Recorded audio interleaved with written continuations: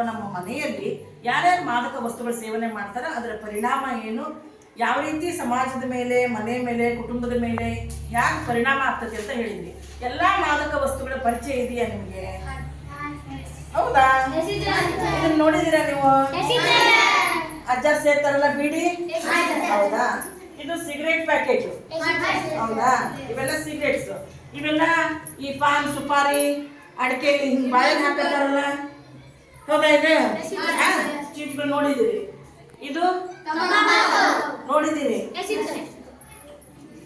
ಇದು ಇದು ತಂಬಾಕದ ಪುಡಿ, ಇದು ಇದು ಹೆಸರು. ಅದರಲ್ಲೇ ಮತ್ತೆ ಬೇರೆ ಬೇರೆ ಎಲ್ಲ ಅದಾವು.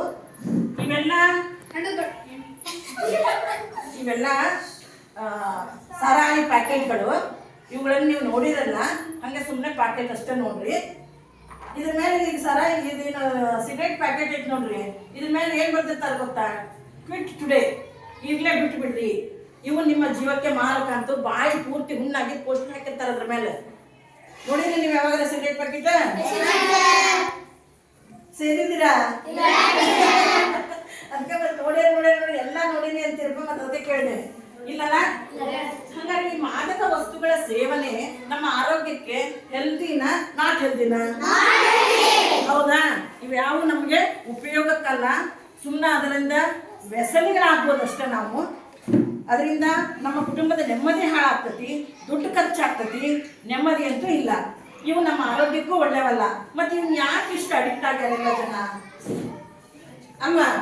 ಅದರ ದುಷ್ಪರಿಣಾಮಗಳನ್ನು ಏನೇನು ಅಂತ ತಿಳ್ಕೊಂಡು ಈಗಿಂದಲೇ ನೀವು ಅವುಗಳನ್ನ ನಿಮ್ಮ ಮನೆಯಲ್ಲಿರ್ಬೋದು, ಅಕ್ಕಪಕ್ಕದಲ್ಲಿರ್ಬೋದು, ಅವರಿಗೆಲ್ಲ ತಿಳುವಳಿಕೆ ಹೇಳ್ಬೇಕು. ಅದು ನಮ್ಮ ಆರೋಗ್ಯಕ್ಕೂ ಒಳ್ಳೆಯದಲ್ಲ, ನಮ್ಮ ಆರ್ಥಿಕವಾಗಿ ತೊಂದರೆ ಆಗುತ್ತೆ, ಕೌಟುಂಬಿಕ ನೆಮ್ಮದಿ ಹಾಳು ಮಾಡುತ್ತೆ.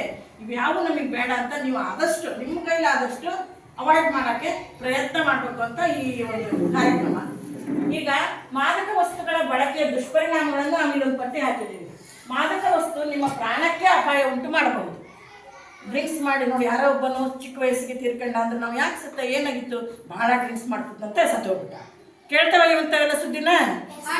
ಹಂಗಾಗಿ ಪ್ರಾಣಕ್ಕೆ ಅಪಾಯ ಉಂಟು ಮಾಡ್ಬೋದು. ಮಾದಕ ವಸ್ತು ಬಳಕೆಯಿಂದ ವ್ಯಸನಿ ಆಗ್ಬೋದು. ವ್ಯಸನಿ ಅಂದ್ರೆ ಅದನ್ನ ಬಿಟ್ಟರೆ ಇರಕ್ಕಾಗಲ್ಲ ಅವನಿಗೆ. ಬೇಕು ಆ ಟೈಮಿಗೆ ಅದು ಬೇಕು. ಸಂಜೆ 6 ಗಂಟೆ ಆದರೂ ಡ್ರಿಂಕ್ಸ್ ಬಾಟ್ಲಿ ಬೇಕು. ಈ ರೀತಿ ಅದಕ್ಕೆ ವ್ಯಸನಿ ಆಗ್ಬಿಡ್ಬೋದು. ಮಾದಕ ವಸ್ತು ಬಳಕೆಯಿಂದ ನೀವು ಜೈಲಿಗೆ ಹೋಗ್ಬೋದು. ಮಾದಕ ವಸ್ತು ನಾವು ಸೇವನೆ ಮಾಡೋದ್ರಿಂದ ನಮ್ಮ ಮಾನಸಿಕ ಸ್ಥಿತಿ ಸೀಮಿತದಲ್ಲಿ ಇರೋದಿಲ್ಲ. ಅವಾಗ ನಾವು ಅನಾಚಾರ ಅಥವಾ ಏನೋ ಒಂದು ಕೆಟ್ಟಗಳನ್ನು ಮಾಡಿದಾಗ ನಾವು ಜೈಲು ವಾಸ ಅನುಭವಿಸಬೇಕಾಗ್ತದೆ. ಮಾದಕ ವಸ್ತು ಬಳಕೆಯು ಅಪರಾಧಗಳನ್ನು ಹೆಚ್ಚಿಸುತ್ತದೆ. ಏನ್ ಮಾಡಿದ್ರೆ ಅಂತ ಮಾನಸಿಕ ಸ್ಥಿತಿ ಸೀಮಿತದಲ್ಲಿ ಇರಲೇ ಇದ್ದ ಕಾರಣಕ್ಕೆ ಅಪರಾಧಗಳು ಅವನ ಕಡೆಯಿಂದ ಹೆಚ್ಚಾಗ್ತವೆ. ಹಾಗಾಗಿ ಅಪರಾಧಗಳನ್ನ ಇದು ಹೆಚ್ಚಿಸುತ್ತದೆ. ಮಾದಕ ವಸ್ತು ಮಾನಸಿಕ ಹಾಗೂ ದೈಹಿಕ ಸ್ಥಿಮಿತವನ್ನ ಕೆಡಿಸುತ್ತದೆ.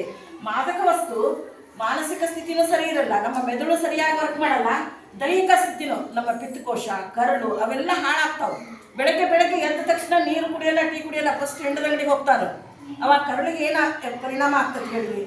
ಆ ಮಾದಕ ವಸ್ತುಗಳಿಂದ ನಮ್ಮ ದೈಹಿಕ ಸ್ಥಿತಿನೂ ಹಾಳಾಗ್ತದೆ, ಮಾನಸಿಕ ಸ್ಥಿತಿನೂ ಹಾಳಾಗ್ತದೆ. ಮಾದಕ ವಸ್ತು ಬಳಕೆಯಿಂದ ಕೆಲಸ ಅಥವಾ ವಿದ್ಯಾಭ್ಯಾಸಕ್ಕೆ ತೊಂದರೆ ಆಗುತ್ತೆ. ಈಗೆಲ್ಲ ಕಾಲೇಜ್ ಹುಡುಗರಿಂದ ಡ್ರಿಂಕ್ಸು, ಸಿಗರೇಟ್ ಸೇದೋದು, ಬಿಡಿ ಸೇದೋದು. ಈಗ ಹೆಂಗೆ ಫ್ರೆಂಡ್ ಸರ್ಕಲ್ ಹೆಂಗಿರ್ತಾರ ಅಂತಂದ್ರೆ, ಅವ್ನಿಗೆ ಬಿಡಿ ಸೇರ್ ಬರೋಲ್ಲ ಅಂದ್ರೆ ಅವ್ನು ನಮ್ಮ ಫ್ರೆಂಡ್ ಗುಂಪಿ ಬೇಡ ಅನ್ನೋ ಲೆಕ್ಕಕ್ಕೆ ಇರ್ತಾರೆ. ಅವ್ನು ಡ್ರಿಂಕ್ಸ್ ಮಾಡಲ್ಲ ಅಂದ್ರೆ ಅವ್ನು ನಮ್ಮ ಕಂಪ್ನಿ ಬೇಡ ಅನ್ನೋ ಲೆಕ್ಕಕ್ಕೆ ಇರ್ತಾರೆ. ಅವ್ರು ಬಿಟ್ರು ನಿಮ್ಮ ಕುಟುಂಬ ಇರ್ತೈತಿ, ನಿಮ್ಮ ಸಹೋದರರು ಇರ್ತಾರ, ಹೌದಾ? ಅಂತ ಕೆಟ್ಟ ಚಟದ ಸಹವಾಸವನ್ನು ಮಾಡದೇ ಇದ್ರೆ ಒಳ್ಳೇದು.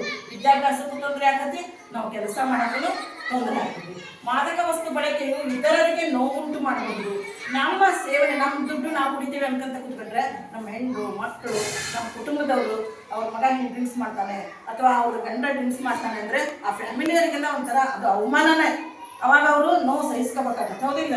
ಹಾಗಾಗಿ ಇತರರಿಗೂ ಸಹಿತ ಮಾದಕ ವಸ್ತು ಬಳಕೆಯು ನಮ್ಮ ಕುಟುಂಬದವರಿಗೆ ನೋವುಂಟು ಮಾಡ್ತದೆ. ಮಾದಕ ವಸ್ತು ಬಳಕೆಯಿಂದ ಆರ್ಥಿಕ ನಷ್ಟ, ಇದೆಲ್ಲ ಹಂಗೆ ಪುಕ್ಷಿಟ್ಟೆ ಸಿಗಲ್ಲ. ಭಾಳ ದುಡ್ಡು ಖರ್ಚು ಮಾಡಬೇಕು. ಡ್ರಿಂಕ್ಸಿಗೂ ಈಗೆಲ್ಲ ಸರ್ಕಾರ ನಡೆಯದೆ ಈ ಅಬಕಾರಿ ಖಾತೆಯಿಂದ ಅದಕ್ಕೆಲ್ಲ ಎಷ್ಟು ದುಡ್ಡು ಮಾಡಿದ್ರು ಕುಡಿತಾರೆ ಜನ. ಸರ್ಕಾರಕ್ಕೆ ಆದಾಯ ಹೋಗ್ತೈತಿ, ಸರ್ಕಾರ ನಡೆಸೋಕೆ ಸುಲಭ ಆಕತಿ ಅಂತೇಳಿ ಅದಕ್ಕೆ ಎಷ್ಟು ದುಡ್ಡು ಮಾಡಿದ್ರು ಕುಡಿತಾರೆ. ಅದಕ್ಕೆ ಖರ್ಚಾದ ಹಂಗಾರೆ ನಮ್ದೇ ತಾನೆ. ಯಾರು ಡ್ರಿಂಕ್ಸ್ ಮಾಡ್ತಾರೋ, ಯಾರು ಸಿಗರೇಟ್ ಸೇತಾರೆ, ಸಿಗರೇಟ್ ಸಹಿತ ಭಾಳ ದುಬಾರಿ ಆಗ್ಯಾವಂತೆ. ಎಷ್ಟು ರೇಟ್ ಅಂತ ಗೊತ್ತಿಲ್ಲ, ಎಲ್ಲರೂ ಕಾಸ್ಟ್ಲಿನೇ ಇರ್ತಾವೆ.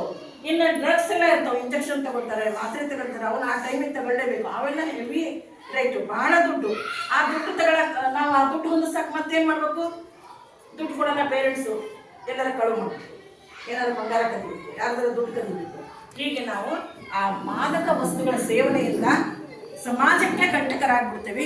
ಹಾಗಾಗಿ ಅವುಗಳ ಸೇವನೆ ಒಳ್ಳೆಯದಲ್ಲ.